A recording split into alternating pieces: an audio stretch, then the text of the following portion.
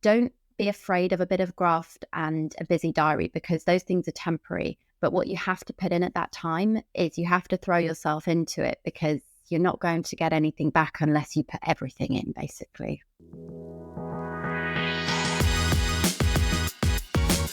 Welcome back to 40 Minute Mentor, the podcast on a mission to raise aspirations and inspire the next generation of category-defining founders. From purpose-led entrepreneurs to Olympic champions, you'll learn firsthand from today's successful leaders on what it takes to be brilliant, all in just 40 minutes. According to research by the Food Foundation, based on current trends, more than 80% of children who were born last year will become overweight or obese. The nation's health is arguably the worst it's been in generations, and that predominantly comes down to our relationship with food.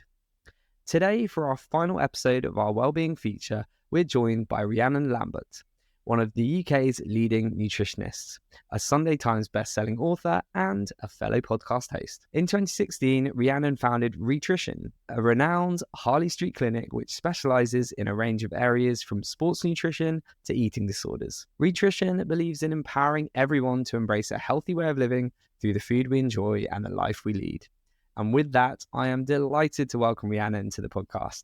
Thank you so much for joining us, Rhiannon. How are you? Hi, no, thank you so much for having me. And what scary statistics we're currently facing at the moment. So I feel it's important that everyone, has access to nutritional information. So let's have this conversation. Yeah, looking forward to getting stuck in. Before we come on to talk about Rhitrition, we always like to warm up our guests with some quickfire questions. So please, could you finish these sentences after me? Wellbeing means to me... happiness and health. Love it. A misconception people have about me is... I don't eat much.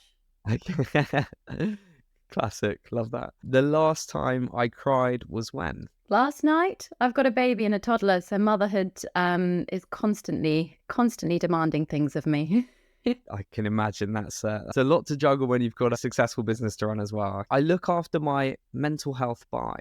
trying to do something for me each day. Trying being the ultimate word at the moment, but it's important. That's so important, isn't it? I think that's something that gets lost in life often, doesn't it? I've recently started playing football again after 12 or so years of not kicking a ball, and I've just realised how important it is for my mental and obviously physical health too. So, and last question, if there was one thing I could change about entrepreneurship, it would be... kindness.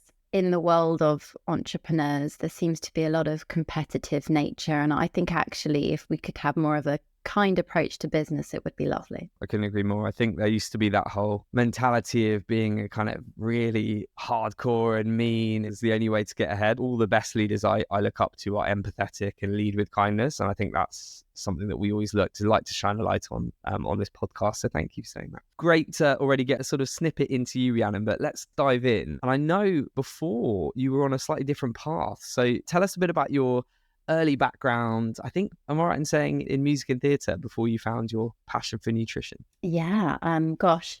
It's funny you say you started football recently, because I've started performing again some evenings. Probably a big mistake with my current sleep deprivation and motherhood, but I've really enjoyed it. And it was a big part of my life before I got into nutrition. I was a soprano professionally. I won a competition with Classic FM when I was 17 years old. I moved up to London, signed to various record labels, signed, dropped, Current Climate, recording albums, that sort of thing. So it was a complete different career path to the one I'm on now. And I've been so fortunate to perform with so many incredible names. And I've worked along the likes of Brian May and Alfie Boe, Kerry Ellis in the theatre world, and I've absolutely loved it. I've performed all around the world, Singapore, Switzerland, Oman, and done these amazing gigs. And I was so young, and at the same time, it was actually the most miserable time of my life because my mental health was so poor. I wasn't nourishing myself. Back then, it was a pretty toxic music industry where the focus was on aesthetics and how you looked rather than nourishing your body for performance. And that's really, I think, what inspired me to get into nutrition and go and study, because that probably changed my life. It did save my life by learning the importance of fuel. Wow, that's incredible. I didn't realize, you'd signed to record labels. That's amazing. I can't claim to be anywhere near that standard, but I did theatre studies, A-level, and I actually paid my way through uni singing in like a funk and soul band. I don't know if I've ever mentioned that on the podcast before, But I love singing, I love performing, and my sister was an actress before she had kids. So it's such a great thing to get back into. It's something I really miss, actually, and it's awesome that you've kind of been able to do that again. But I can imagine at the start of your career, it's not the easiest of industries. I know from the outside it seems just so glamorous and amazing, but it sounds like it wasn't all it's always cracked up to be. Is that safe to say? Yeah, I mean, absolutely. You think, I mean, for me, just to put it, paint the context a little bit more, my family are not musical at all. I came from a background with no opportunities really in that way at all. I just happened to win this competition because I could always sing in the family. So once you sign a record label and you move up to London, you think you've made it. The reality was I then had to hand out CVs down Oxford Street looking for a job. There were no, the record label were only going to pay 1 month's rent for me, and then I had to make my own way. I lived in Camden in a council flat at the time. It was really difficult because people back home were like, oh my goodness, I'm from Wiltshire originally, like, oh, Rhiannon's made it, she's doing all this. And I was doing to everyone else the most amazing things. I was eating porridge for dinner and breakfast because I couldn't afford to eat. I had a job where in London I was just paying for my little box room with one single bed, and that was my space. It's not all it's cracked up to be. And I think the pressures, particularly in the music industry at that time, we didn't have access to social media. It was magazines. It was a very different medium to work within, and expectations were very different. So yeah, no one really knew reality back then because no one was sharing it. That's so interesting. And I guess it goes to that point around perception and reality are not always the same things. It doesn't really surprise me that you've gone on to achieve all the things you have, because I wonder if some of the hardest parts of that period of your career helped instill some of that resilience that you need to get through difficult times when building a business. You've mentioned you had a sort of maybe a difficult relationship with food back then. So can you share a bit more about how you got to the point where you knew something really needed to change? Oh, absolutely. I just had no education about food. I mean, I always enjoyed food, just like everyone else did. And it was only really until remarks were probably made about my appearance. I'd have, because I'm a classical singer or musical theatre, and I would have the most incredible dresses and gowns that were tailor-made, really heavy, and you can't gain any weight and you can't lose any weight. And I was always put on the scales because they wanted me to be healthy. And when I look back, that was quite a toxic thing to do to a teenager, to keep putting them on the scales every month and check in with them. It actually isn't something I think they would dream of doing anymore. They were claiming it was for my health, whereas actually I think they were checking I wasn't gaining weight. And very quickly I was surrounded by a fascinating industry with toxic food behaviours. So I was doing one gig at London Fashion Week once where I was singing this kind of ethereal top soprano, just a load of oohs and ahs, and the models were going down the runway. And backstage I would be sat with the models, and one of them, something I'd never dream of promoting, but she was eating cotton wool. And I remember her saying, she's like, oh, this will keep you full. You should have a nibble on cotton wool. And it was toxic things like that I was surrounded by. And at that point, the no's start to get to you. You've been signed. I gave up everything, the chance to go to university, everything. And I was just working in retail and songwriting in my spare time. And it got to a real point where I think I was so undernourished, just not eating enough, not looking after myself. And I just got fed up. All my friends were at uni having fun, going out on nights out and doing it. I never had a single night out. If I'm a soprano, I can't be out drinking and doing all these things. And I lived with mature students at the Royal Academy of Music at the time, because that's where I got my tuition as part of the competition that I won. And I just thought something needs to change. I want to use my brain. I need a backup plan if this career doesn't work out. And that's how I got into nutrition. So I did have, probably looking back, I would have been diagnosed definitely with some form of eating disorder. But back then there was no support. Wow, that sounds like a really challenging time, and so great that you kind of had foresight to go, no, I need to change this and sort of go back to university. And you went through this big career pivot, which is something that as headhunters we see a lot of the time, but it's not easy to do. So how did you navigate that change? What were some of the hardest parts? And have you got any tips for anyone that might be in that sort of situation at the moment? Oh, James, I remember it so well. I remember going to uni. First of all, I was classified as a mature student because I was 21 when I went back to study, and everyone else like 18. And there is, believe it or not, although I don't think it's mature now, it definitely is compared to just coming fresh from school to being 21 and earning your own rent and living and that sort of thing. So I remember just crying on the phone at the time to my dad and just saying, I can't do this. I'm not smart like these 18-year-olds that are math geeks. I am not like this person. I'm a performer. I can't do it. I think there was something about being the underdog that I think a lot of people listening might be able to relate to. It just kind of drives you more. And I kind of just put my type A personality, I will succeed mindset into I'm going to smash this. And I actually won highest achiever at uni in year 1, year 2, and I graduated with a first class in science, which is something I never dreamed I would have done at school. I was not good at chemistry. I could pass physics and biology, but I was not gifted in that area. And I had to work, I'd say 10 times harder. And I was working 3 jobs at the time, night shifts at the library, which I actually used to study. I was still working at retail and doing singing gigs when I was at uni. So I'd get back from these gigs abroad and then I'd be thrust into the, study hall the next day.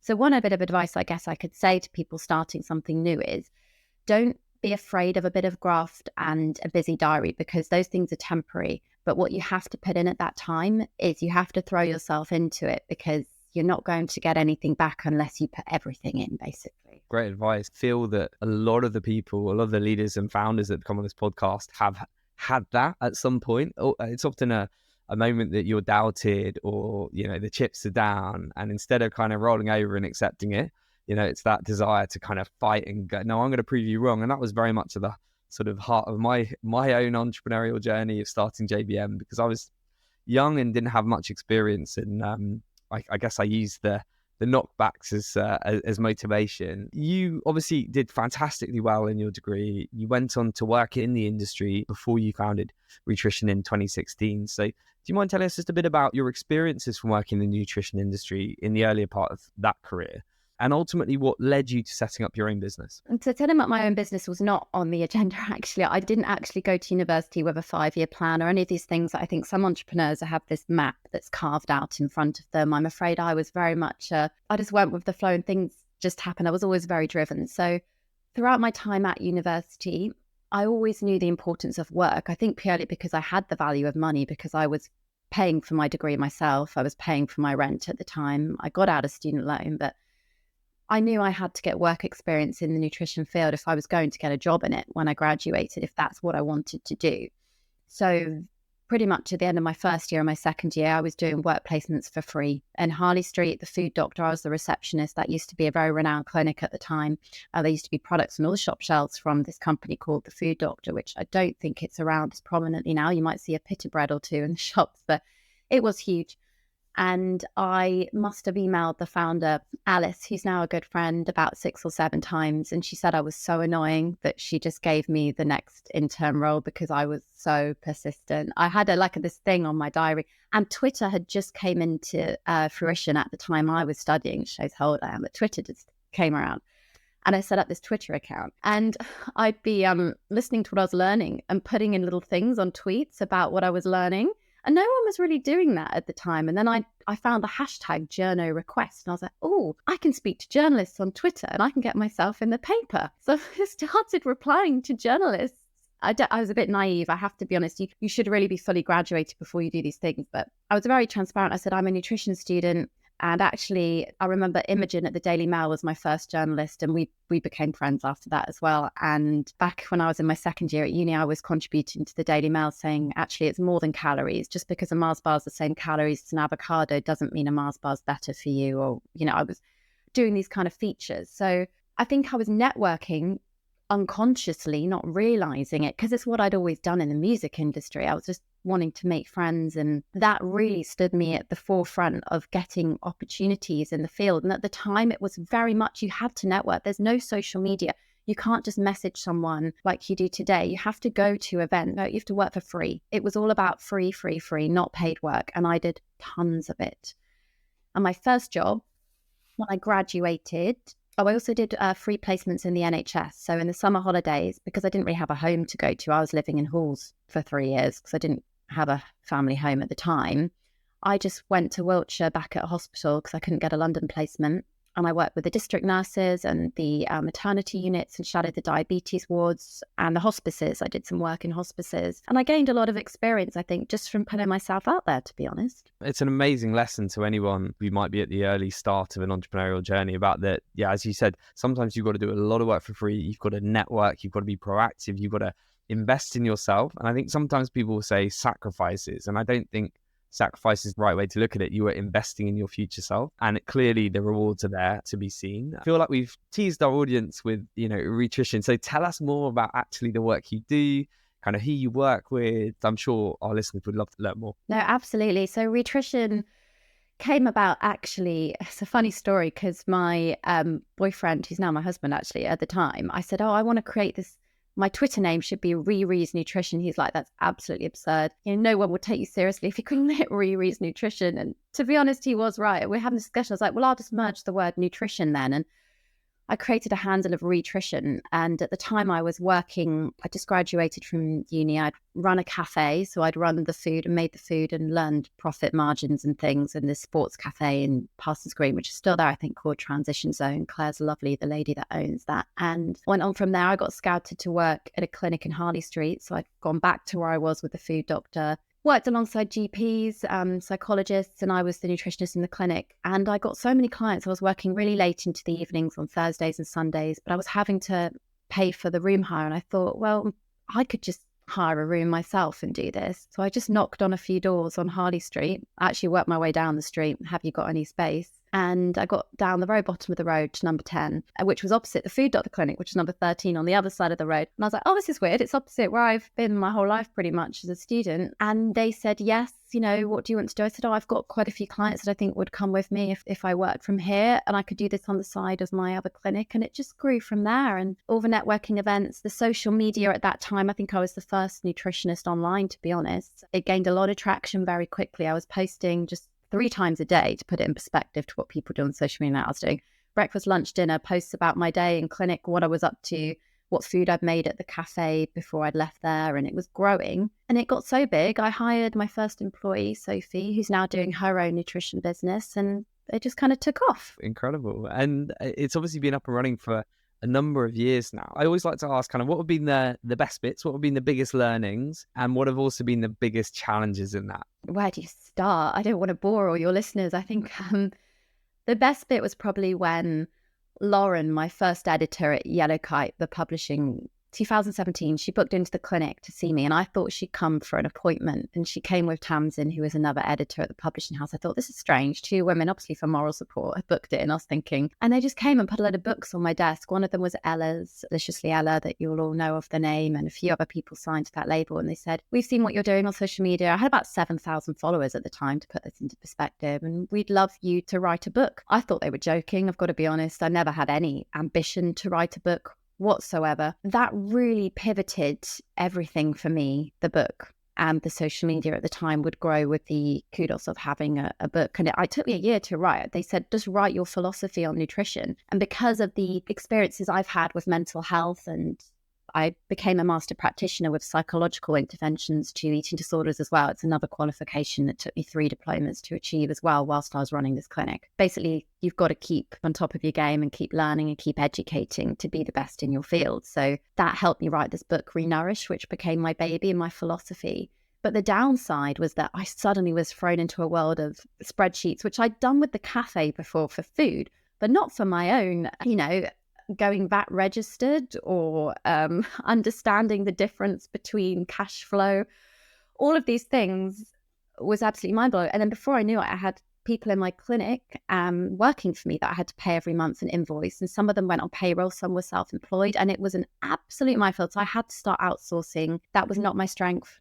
I was never going to be good at that area of the business. So I've always had somebody help me on the financial side. My husband helped me at first, and then I got to employ a bookkeeper. You have to take a financial hit yourself. I've never taken a salary from my business. I've always put money back into the business.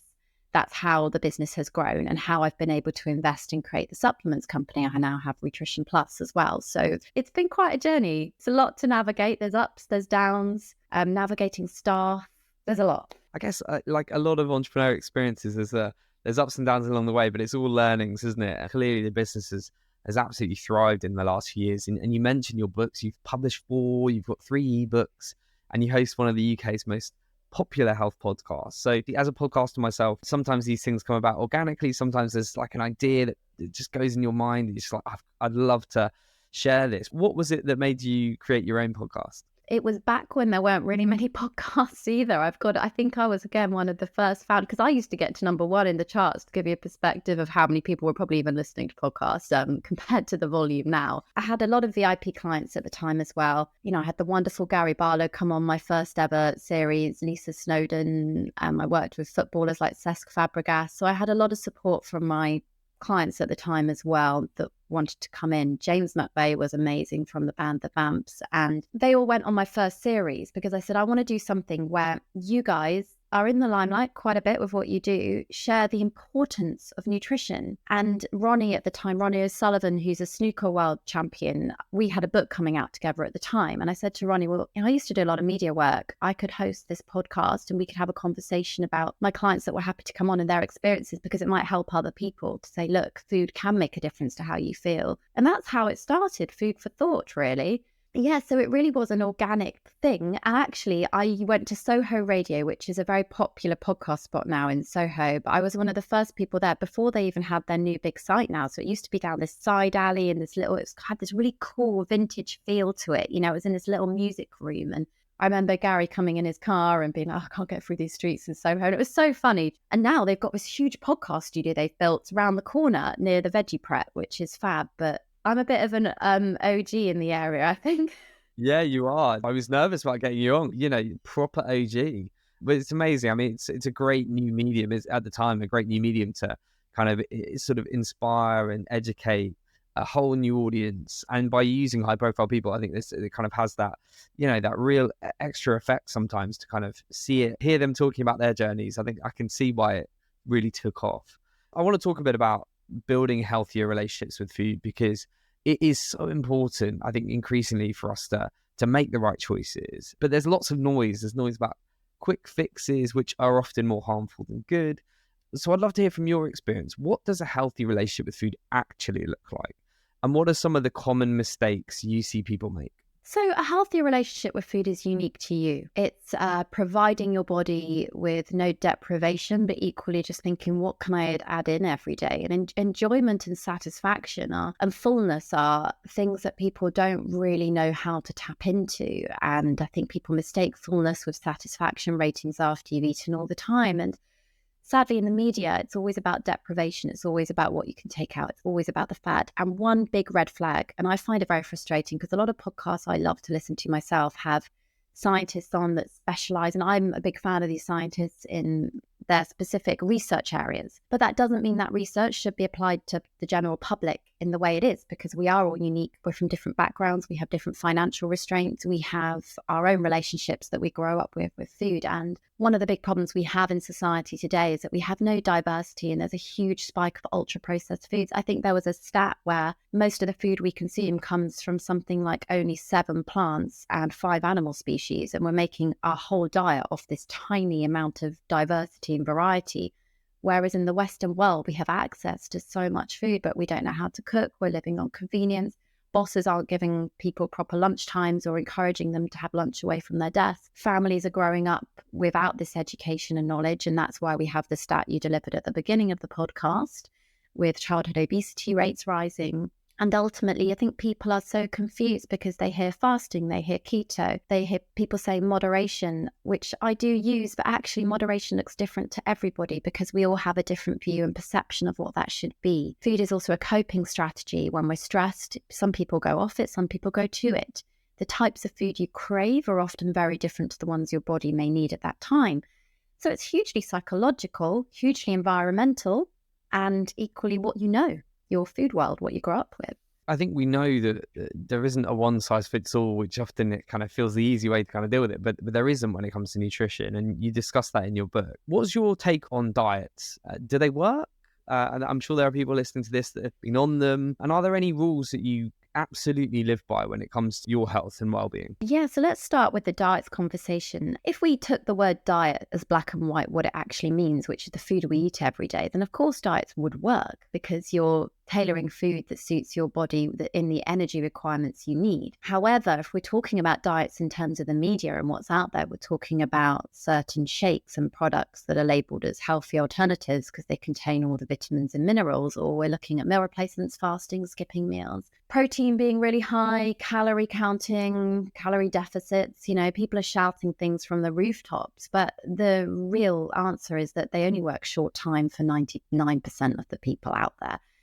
Unless you're starting very overweight at a point where a diet will help you get the initial weight off, but then lifestyle changes have to kick in to keep that trajectory going, which is where nutrition's complicated. It's not just about following a meal plan. It's about your life and your attitude towards food and what's achievable for you. Can you even cook a meal at night? Do you have the time, or are you running up and down to the kids' bedrooms, or are you working night shifts? Are you a hospital, a surgeon, where you are in an operating theatre for hours on end? So the rules I abide by, and I'd like to not call them rules, but just kind of philosophies, is really what can I add in today?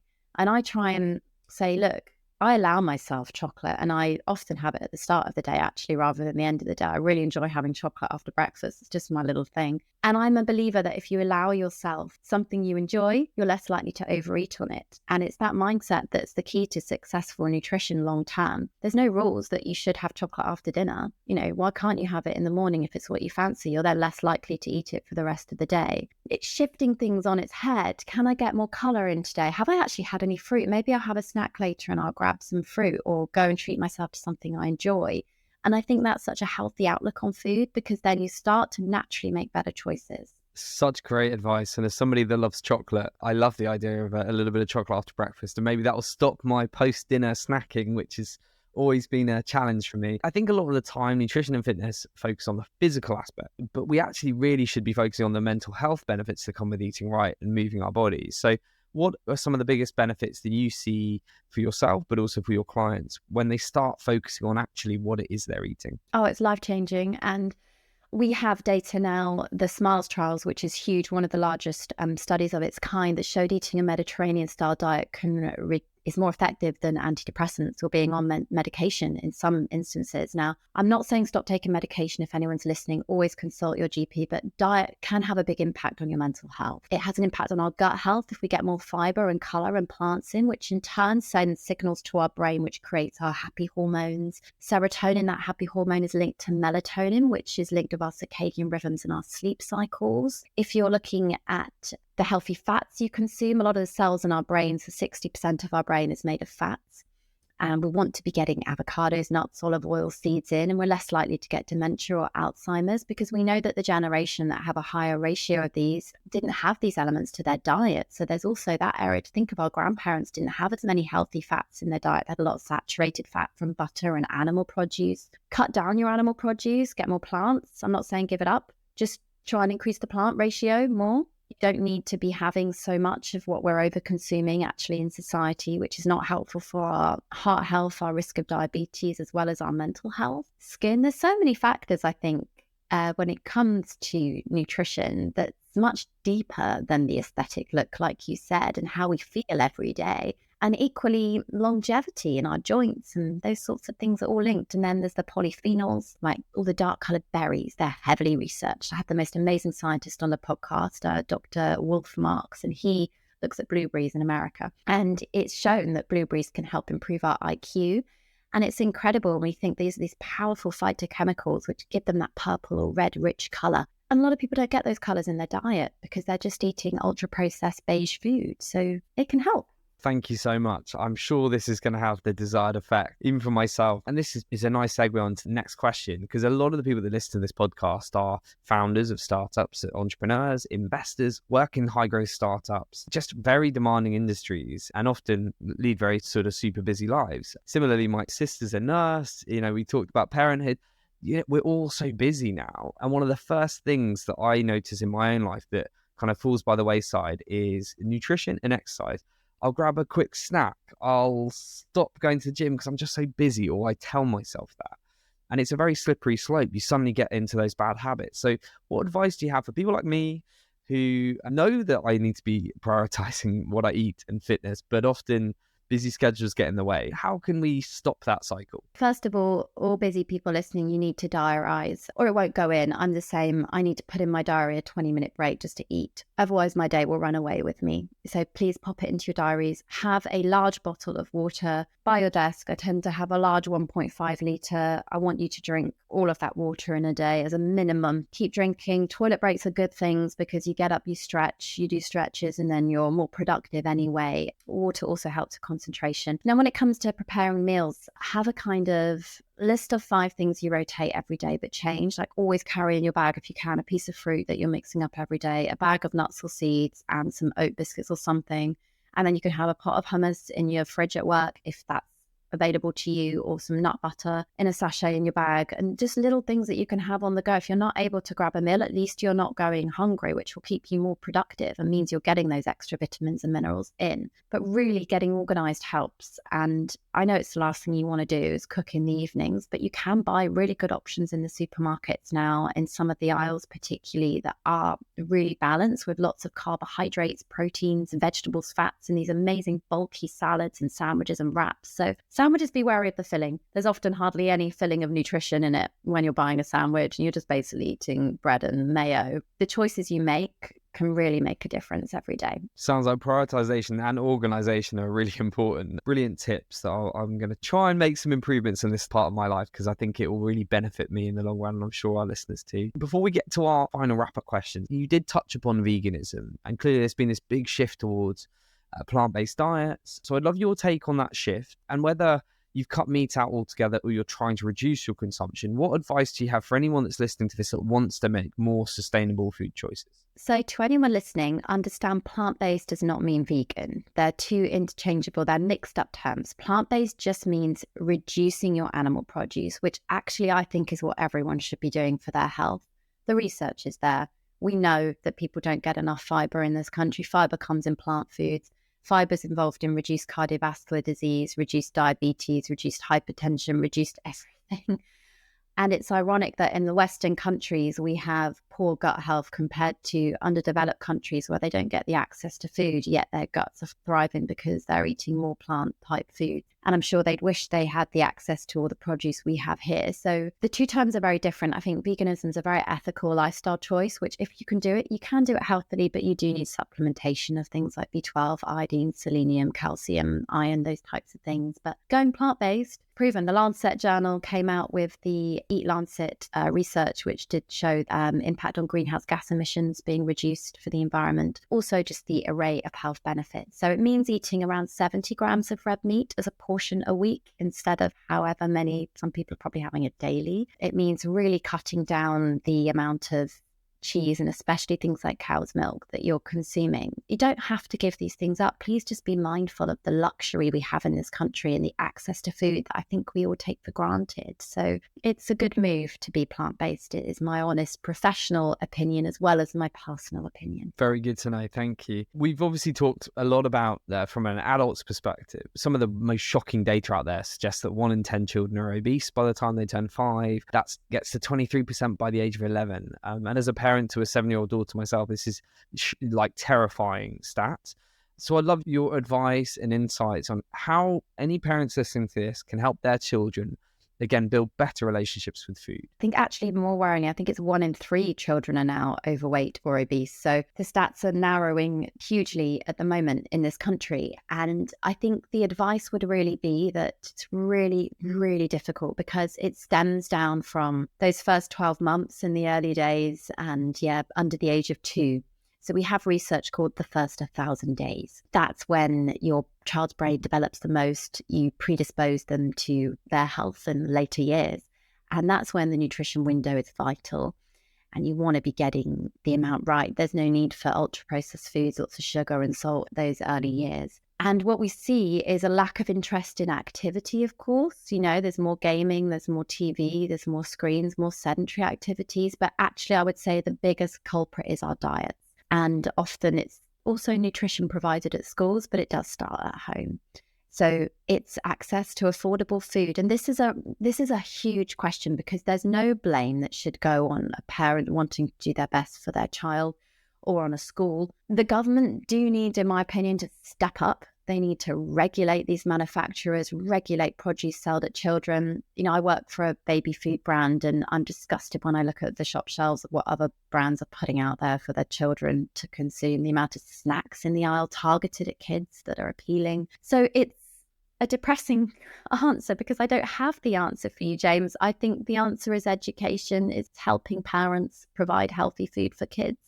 And that's got to come from a government level if in some areas the access is not there. Totally agree. I really hope we see big changes on this because it's our children's future is just so important, and this feels like something that could be easily achieved with some intervention from the top. My final question before we get to the wrap up questions is just around, there is going to be people listening to this that will think, well, I really want to do this, but it's a cost of living crisis and food is expensive and it's really hard to, sometimes the cheapest options are the unhealthiest. Any final bits of advice for anyone that's struggling with that at the moment around how they can make healthier choices without breaking the bank?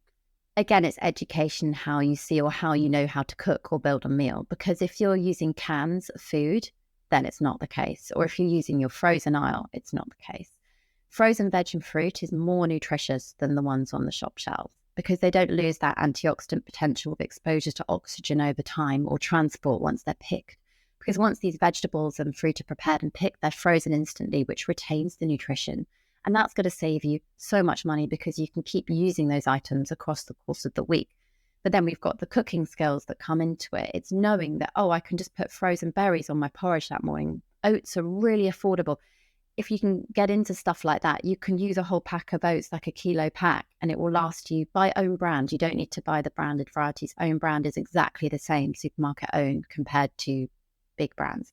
Cans of food get a bad rep. Actually, they're great if they're preserved in water, not in syrups and things for fruit. But beans and pulses, if we cut down the animal produce we're consuming, you will save tons of money. Meat is expensive.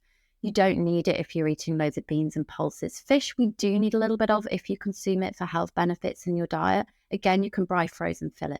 We've got a big cost of living crisis. We've also got the overconsumption of expensive items crisis. We shouldn't be living like this. Meat used to be viewed as a rich nutrient source. We only needed once or twice a week back in the day. Suddenly it's become something we're consuming 3-4 times a day. Have it and look forward to it at the weekend and try and get creative in the kitchen with the more affordable items during the week. Oh, that's great advice, Rhiannon. Thank you. It's been a really fascinating conversation, and I'm sure it's going to inspire our listeners to build some healthier habits when it comes to eating and nutrition. I want to ask you in one sentence, what does the future hold for Rhitrition? So like I said, I'm not a 5-year planner. So for me, the future holds exciting new big projects, probably in 2024, expansion of Rhitrition Plus because there's more products on the way, the supplements range, but equally just more access for more people to free information. Very exciting. And if you could be mentored by one person, dead or alive, who would it be and why? If I could, it would be Marie Curie, who was one of the first female scientists to win a Nobel Prize, but she was alive in the 1920s onwards. So I just think as a woman in a time where it was not equal in society, where there was such female oppression, to get involved in science, which was dominated by men, to come out and actually win a Nobel Prize. And actually, she's one of the only people to win 2 in her lifetime. I just think what an inspirational woman and what a privilege it would be to get inside her head. Being a woman's hard enough when you're suppressed in society. So she's amazing. I love that answer. My daughter was learning about Marie Curie at school recently and was so inspired and interested. So it's wonderful to hear that her story is being shared in schools as well. Thank you. And finally, what is the best piece of advice that you've ever received that you'd like to leave our listeners with? Oh, it's so easy. Treat others as you'd like to be treated. I just think, like I said at the beginning of the episode, compassion, empathy, we're all human beings, and that would make the world go round in a much nicer way, I think. It's such a simple but brilliant piece of advice, and one I think the world would be a much happier place if we all kind of lived by that mantra. So Rhiannon, thank you so much for being a 40-minute mentor, sharing some amazing tips and your own career story with us. It's super inspiring, and it's the perfect way to wrap up this feature series on health and wellness. So thank you so much and have a fantastic rest of 2023. Thank you for having me.